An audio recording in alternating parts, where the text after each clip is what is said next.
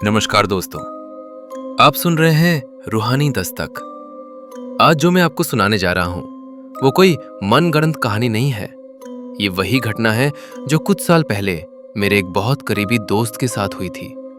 एक ऐसी हवेली से जुड़ी जहां आज भी रात होते ही किसी के रोने की आवाज सुनाई देती है। सच कहूं, पहले मुझे भी इन बातों पर भरोसा नहीं था, लेकिन कुछ जगहें होती है ना जो सिर्फ ईंट पत्थर से नहीं बनती, वो बनती हैं टूटे दिलों, दबे हुए गुस्से और अधूरी मोहब्बत से। जिस हवेली की मैं बात कर रहा हूं वो आज भी सुनसान खड़ी है। दिन में तो सब ठीक लगता है, लेकिन जैसे ही अंधेरा उतरता है दीवारें मानो सिसकने लगती हैं और गलियारों में किसी के कदमों की आहट गूंजने लगती है। इस कहानी की जड़ें अंग्रेजों के जमाने तक जाती हैं।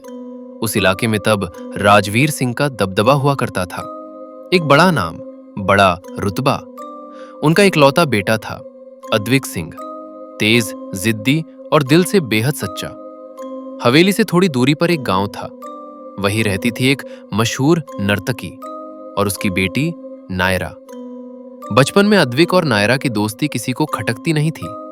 चोरी छुपे मिलना, साथ खेलना, और कब वो दोस्ती मोहब्बत में बदल गई किसी को पता ही नहीं चला। फिर वक्त ने करवट ली। अद्विक को पढ़ाई के लिए शहर भेज दिया गया। सालों बाद जब वो लौटा तो नायरा को देखते ही उसे एहसास हो गया कुछ भी नहीं बदला था, पर बदला था तो बस समाज। और सबसे ज्यादा बदली थी उसकी मां, राजमाता भवानी देवी। उनके लिए नायरा सिर्फ एक नर्तकी की बेटी थी, ऐसी लड़की जो इस खानदान की बहू बनने के काबिल नहीं थी। नायरा की मां जब शादी का प्रस्ताव लेकर हवेली पहुंची तो उसे सबके सामने अपमानित कर दिया गया।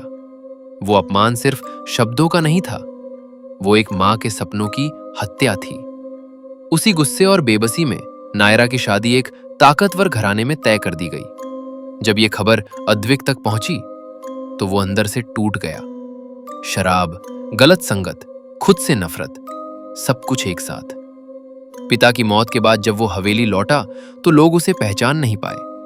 नायरा ने उसे संभालने की कोशिश की, लेकिन जब अद्विक ने सब छोड़कर भाग चलने को कहा तो समाज और डर ने नायरा के कदम रोक लिए और यहीं अद्विक हार गया। उस रात उसने खुद को आग के हवाले कर दिया। लेकिन कहते हैं ना, जिस इंसान की मोहब्बत अधूरी रह जाए उसकी कहानी मौत के बाद शुरू होती है।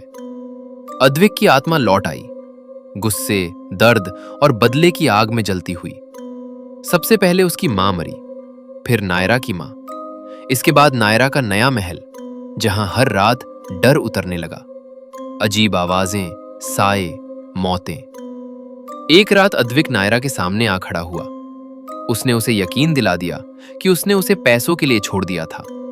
टूट चुकी नायरा ने वही किया जिसकी किसी ने कल्पना नहीं की थी। उसने अपने पति को मार दिया और फिर खुद भी इस दुनिया से चली गई। मौत के बाद नायरा की आत्मा ने अद्विक से माफी मांगी, लेकिन अब बहुत देर हो चुकी थी। तांत्रिक बुलाए गए।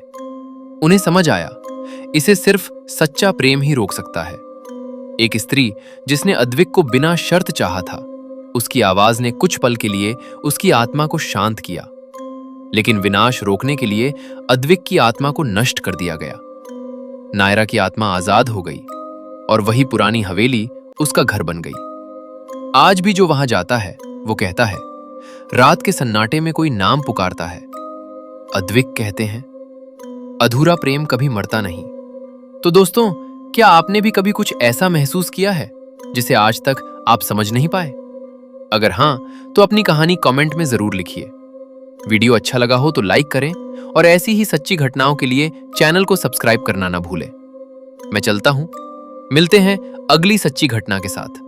तब तक सतर्क रहिए।